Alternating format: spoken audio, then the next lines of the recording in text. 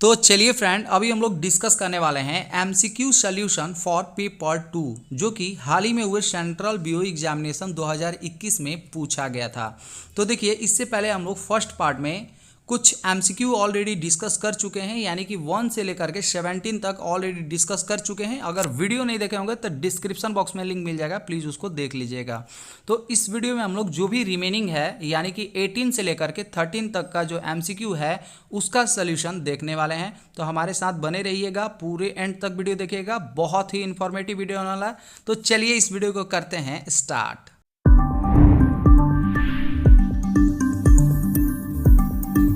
तो चलिए फ्रेंड, अभी हम लोग रिमेनिंग एमसीक्यू डिस्कस कर लेते हैं। तो देखिए, 1 से लेकर 17 तक हम लोग ऑलरेडी डिस्कस कर चुके हैं। तो अभी हम लोग 18 से स्टार्ट करेंगे। तो हमारा 18 क्वेश्चन नंबर में पूछा गया है कि scaling in boiler tube is not desired as it, यानी कि बॉलर ट्यूब में स्केलिंग डिजायर्ड नहीं होता है, यानी कि अगर ट्यूब के अंदर स्केलिंग हो गया तो वो हमारा बॉलर के लिए बहुत ही हानिकारक होता है। तो ऐसा क्यों होता है? तो सबसे पहले हम लोग स्केलिंग समझते हैं। तो स्केलिंग का मतलब क्या होता है?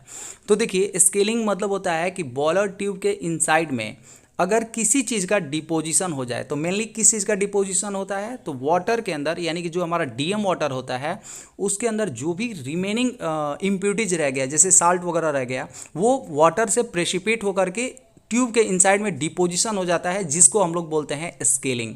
और ये जो डिपोजिशन होता है वो एक तरह से इंसुलेटिंग का काम करने लगता है, मतलब कि इंसुलेटर का काम करने लगता है, यानी कि हीट को अच्छे से ट्रांसफर नहीं होने देता है। यानी ट्यूब से वाटर के अंदर अच्छे से हीट का ट्रांसफर नहीं होने वाला है। तो देखिए, अगर हमारा वाटर के अंदर अच्छे से हीट का ट्रांसफर नहीं होगा तो जिस डिजायर्ड टेम्परेचर का हमें स्टीम का आवश्यकता होता है वो डिजायर्ड टेम्परेचर हम अचीव नहीं कर पाएंगे। तो हम लोग को डिजायर्ड टेम्परेचर अचीव करने के लिए और हमें हीट का प्रोड्यूस करना पड़ता है, जिसकी वजह से हमें फ्यूल का कंजप्शन और बढ़ जाता है। तो अल्टीमेटली अगर हम लोग का ट्यूब के इनसाइड में अगर स्केलिंग हो गया तो हमारा फ्यूल का कंजप्शन इंक्रीज हो जाता है, जिसके चलते हमारा जो बॉयलर है उसका एफिशिएंसी भी डिक्रीज हो जाता है। और दूसरा चीज़ यहाँ पे देखने को मिलता है कि अच्छे से हीट का ट्रांसफर नहीं होने की वजह से हमारा जो ट्यूब है वो क्या होता है, ओवर हीट होने लगता है, जिसकी वजह से एक ऐसा समय आता है कि हमारा ट्यूब फेलियर भी हो जाता है। और तीसरा चीज़ यहाँ पे देखने को मिलता है कि अगर हमारा ट्यूब के इनसाइड में स्केलिंग हो गया, इसका मतलब कि इनसाइड लेयर में एक इम्प्यूरिटीज का डिपोजिशन हो जाता है, जिसके वजह से हमारा जो आईडी है, यानी ट्यूब का जो आईडी है वो क्या हो जाता है, रिड्यूस होने लगता है, जिसकी वजह से हमारा जो वाटर का फ्लो है वो क्या होगा, ऑब्स्ट्रक्ट होगा, मतलब उसको रुकावट पैदा करेगा, क्योंकि उसका एरिया क्या हो जाता है, इनसाइड ट्यूब का एरिया क्या हो जाता है, रिड्यूस हो जाता है। तो यहाँ पे हमारा जो करेक्ट आंसर होने वाला है वो क्या है? तो हम लोग ऑप्शन को रीड करते हैं। तो फर्स्ट ऑप्शन में दिया हुआ है कि over heat the tube material and leads to failure, यहाँ पे ये भी करेक्ट है। बी में दिया हुआ है कि cause obstruction of water circulation causing over heating of tube, ये भी करेक्ट है। थर्ड पॉइंट यानी सी पॉइंट में दिया हुआ है reduce heat transfer and hence efficiency of the boiler, यानी कि तीनों पॉइंट यहाँ पे करेक्ट है। तो इसका करेक्ट आंसर होने वाला है डी पॉइंट, यानी कि ऑल ऑफ द एबव। तो चलिए अभी हम लोग नेक्स्ट क्वेश्चन डिस्कस करते हैं, यानी कि 19 नंबर। इसमें पूछा गया है कि steam piping comes under the purview of IBR, यानी कि आईबीआर के अकॉर्डिंग स्टीम पाइप हम लोग किसको बोलेंगे?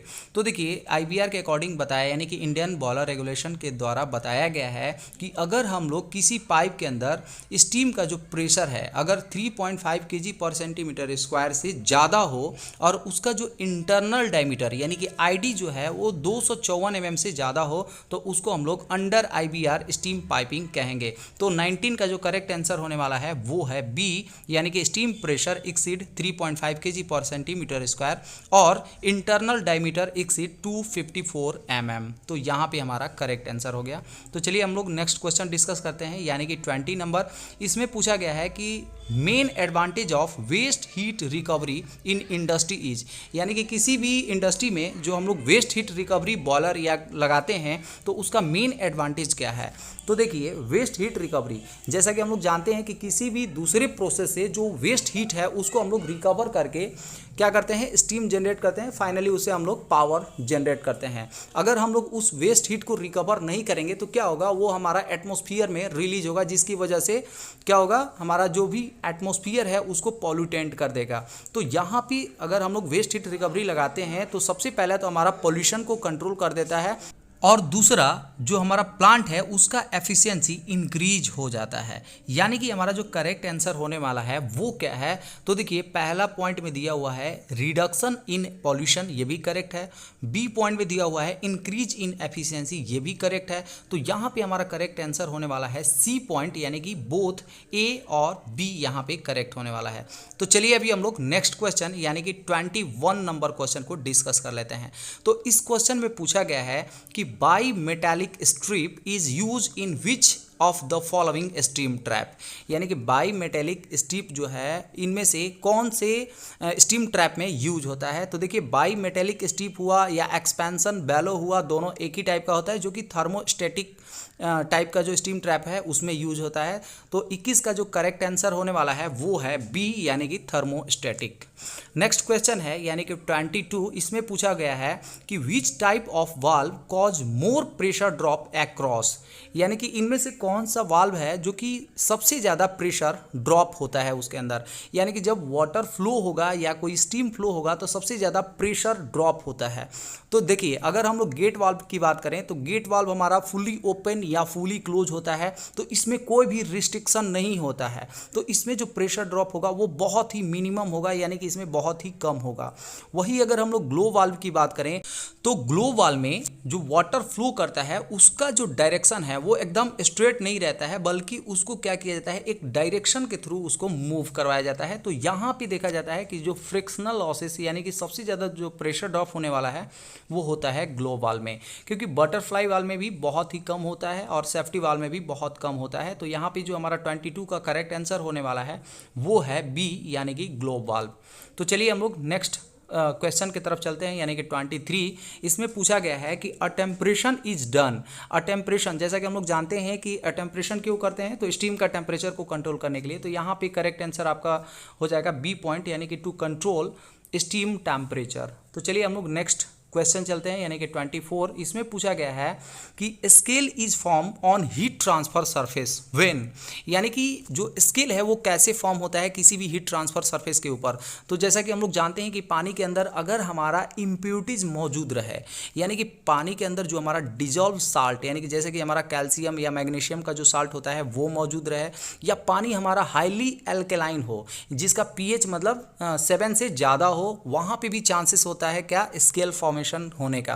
तो यहाँ पे जो हमारा करेक्ट आंसर होने वाला है 24 का वो है, देखिए फर्स्ट जो हमारा ऑप्शन है वाटर इज एसिडिक। तो एसिडिक में बिल्कुल भी हमारा स्केलिंग नहीं होता है, बल्कि एसिडिक में हमारा कोरोजन होता है। तो फर्स्ट पॉइंट हमारा क्या है, एरर है। सेकंड में वाटर इज एल्केलाइन, बिल्कुल अगर पानी हमारा एल्केलाइन रहेगा तो हमारा स्केलिंग हो सकता है। सी पॉइंट में दिया है water contains dissolve calcium and magnesium salt, तो इसकी वजह से भी हो सकता है।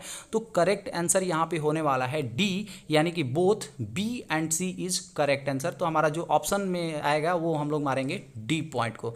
तो चलिए अभी हम लोग नेक्स्ट क्वेश्चन को डिस्कस कर लेते हैं। तो नेक्स्ट क्वेश्चन है हमारा यानी 25 नंबर, जिसमें पूछा गया है कि chemical dosing pump for a boiler, यानी कि किसी भी बॉयलर में जो हम लोग केमिकल डोजिंग पंप जैसे कि हमारा एलपी डोजिंग हुआ या एचपी डोजिंग पंप हुआ वो हमारा किस टाइप का रहता है। तो हम लोग जानते हैं कि वो मेनली रेसिप्रोकेटिंग टाइप का पंप यूज किया जाता है किसी भी केमिकल डोजिंग पंप के लिए।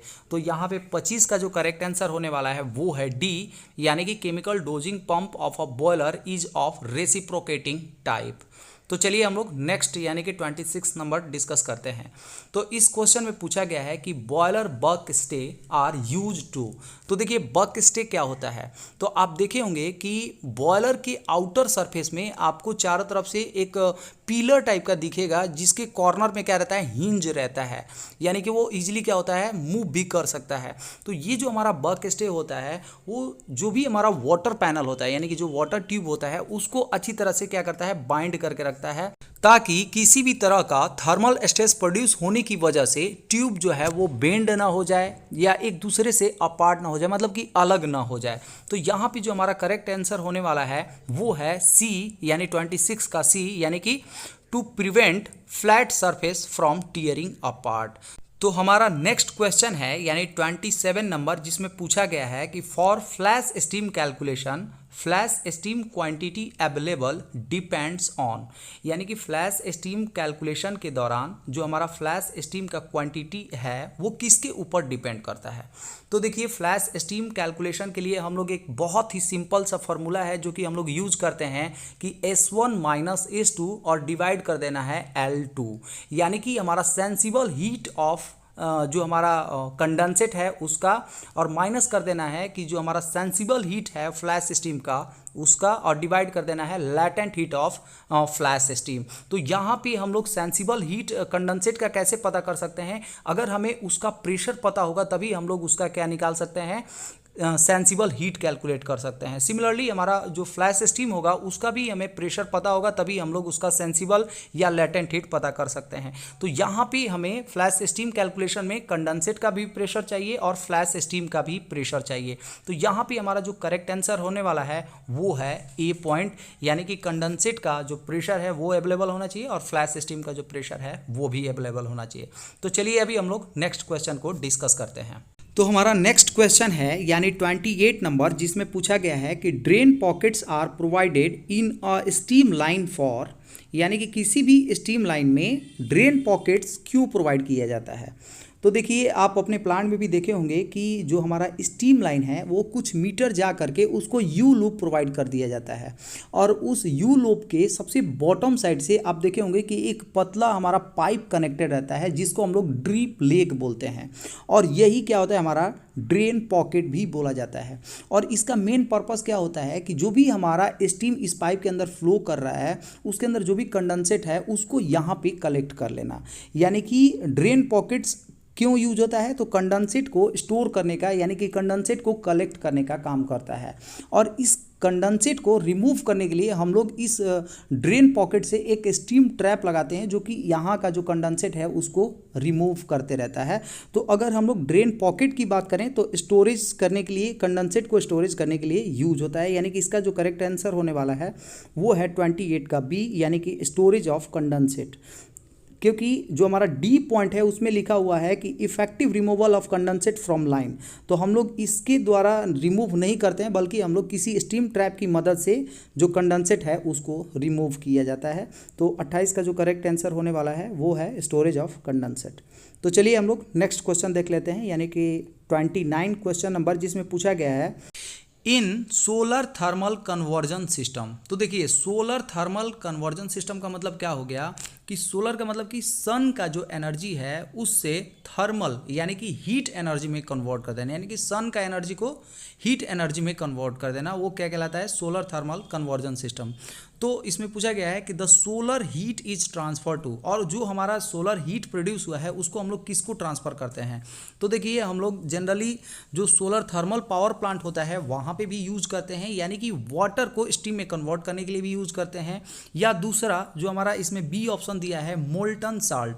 तो मोल्टन साल्ट का मतलब क्या हो गया, तो देखिए जैसा कि हम लोग जानते हैं कि साल्ट हमारा कैसे बनता है, तो साल्ट बनाने के लिए हम लोग किसी MEE यानी कि मल्टीपल इफेक्ट इवोपरेटर का यूज करके हम लोग पानी को उसके अंदर क्या करते हैं, कंटिन्यूअस इवोपरेट करते रहते हैं, और उस पानी के अंदर जो भी साल्ट है वो क्या होगा, धीरे धीरे उसके अंदर से प्रेसिपिटेट होने लगता है, यानी अलग होने लगता है। और एक ऐसा कंडीशन आता है कि जो साल्ट है उसका कंसंट्रेशन बहुत ही ज़्यादा इंक्रीज हो जाता है, यानी कि पानी का क्वांटिटी बहुत कम हो जाता है क्योंकि वो इवोपरेट हो जाता है, लेकिन जो साल्ट है उसका कंसंट्रेशन बहुत ही ज़्यादा मतलब मिलता है। उस साल्ट को हम लोग पूरा पाउडर फॉर्म में कन्वर्ट करने के लिए, यानी कि उसको टोटली ड्राई करने के लिए हम लोग इस सोलर एनर्जी का यूज कर सकते हैं। तो हमारा यहाँ पे 29 का दोनों हम लोग यूज कर सकते हैं, यानी कि वाटर स्टीम सिस्टम में भी यूज कर सकते हैं या मोल्टन साल्ट में भी यूज कर सकते हैं। तो यहाँ पे हमारा जो करेक्ट आंसर होने वाला है वो सी, यानी कि बोथ ए एंड बी। तो हमारा नेक्स्ट एंड लास्ट जो क्वेश्चन है यानी 30 नंबर, इसमें पूछा गया है कि manganese is added to steel primarily to increase, यानी कि जब हम लोग स्टील में मैग्नीज ऐड करेंगे तो इनमें से कौन सा प्रॉपर्टी उसका इंक्रीज हो जाता है। तो जैसे ही हम लोग स्टील में मैग्नीज ऐड करते हैं तो स्टील का जो हार्डनेबिलिटी है वो इंक्रीज हो जाता है, जिसके चलते स्टील का जो टेंसाइल स्ट्रेंथ है वो इंक्रीज हो जाता है। तो यहाँ पे जो हमारा करेक्ट आंसर होने वाला है वो है 30 का ए, यानी कि मैग्नीज जैसे ही हम लोग ऐड करेंगे स्टील में तो उसका टेंसाइल स्ट्रेंथ इंक्रीज हो जाता है।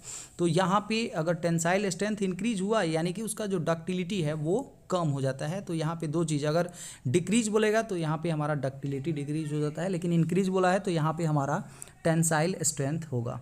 तो चलिए आज हम लोग यहीं पे स्टॉप करते हैं क्योंकि हमारा ये टोटल एमसीक्यू कवर हो गया। उम्मीद करता हूँ ये वीडियो आप लोग को अच्छे से समझ में आ गया होगा। अगर मेरा वीडियो आप लोग को अच्छा लगा, इन्फॉर्मेटिव लगा, तो प्लीज़ मेरे वीडियो को लाइक कर दीजिए। अगर मेरे चैनल पावर पॉइंट डिस्कशन में आप लोग नए हैं तो प्लीज़ मेरे चैनल को सब्सक्राइब कर दीजिए। चलिए friends, thank you so much.